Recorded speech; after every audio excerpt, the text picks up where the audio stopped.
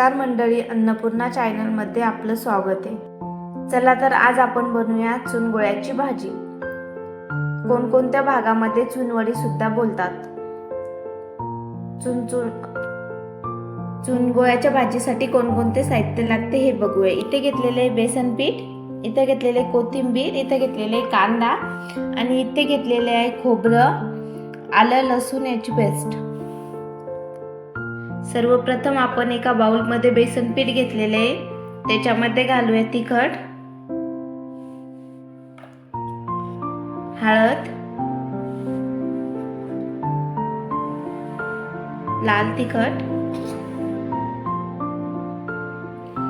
आलं लसूण आणि जिऱ्याची पेस्ट आणि चवीपुरतं मीठ आणि थोडं थोडं पाणी घालून मिक्स करून घेऊया।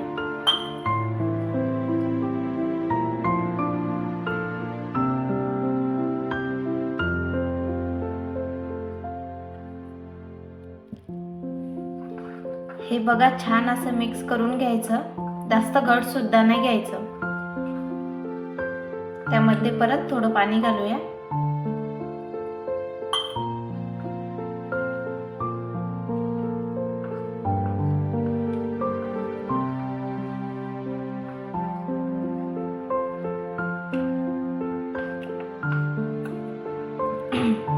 हे बघा, छान असं मिक्स झालेलं आहे। त्याच्यामध्ये थोडी कोथिंबीर घालूया आणि परत एकदा मिक्स करून घेऊया।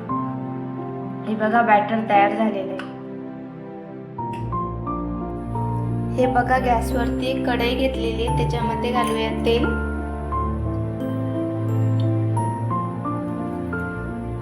तेल छान गरम करूया। हे बघा, तेल छान गरम झालेले, त्याच्यामध्ये घालूया जिरा आणि मोहरी।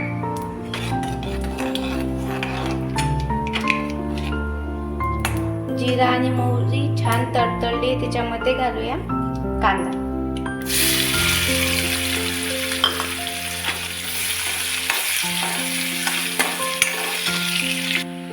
हे बघा, कांदा असा छान असा थोडा थोडा सोनेरी झालेला आहे। त्याच्यामध्ये घालूया आपण खोबरं, आल्याची पेस्ट आणि छान अशी 5 मिनिटं एकदम कमी गॅसवरती तेल सुटेपर्यंत परतून घेऊया।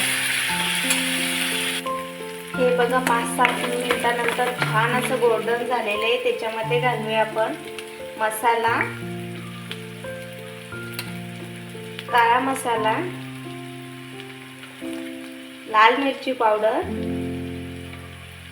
हळद आणि तिखट आणि छान असं मिक्स करून घेऊया। हे बघा, छान असा कलर सुटायला सुरुवात झालेली आहे।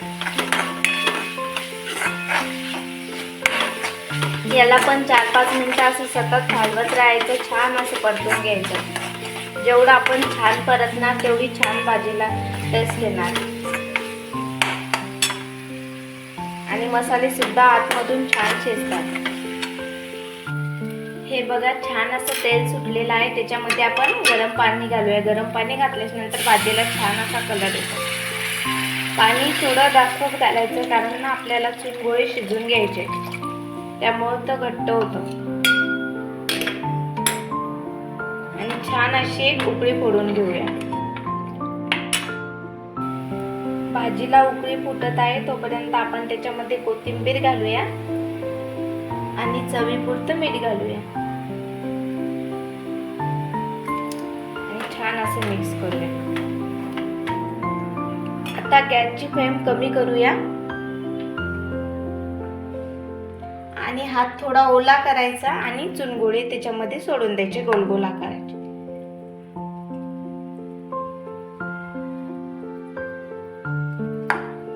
चुनगोळे टाकल्याच्या नंतर बिलकुल चम्मच हलवायचा नाही त्याच्यामध्ये, ते छान असे शिजू द्यायचे। त्याच्यानंतर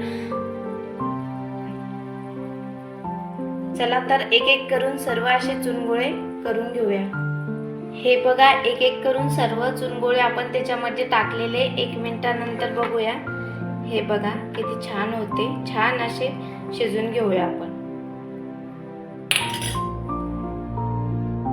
हे बघा, छान चुनगोळ्याची भाजी शिजून तयार झालेली आहे। छान अशी चुनगोळ्याची भाजी गरमागरम तयार झालेली. चला तर तुम्ही पण या चुनगोळ्याची गरमागरम भाजी खायला. बाय.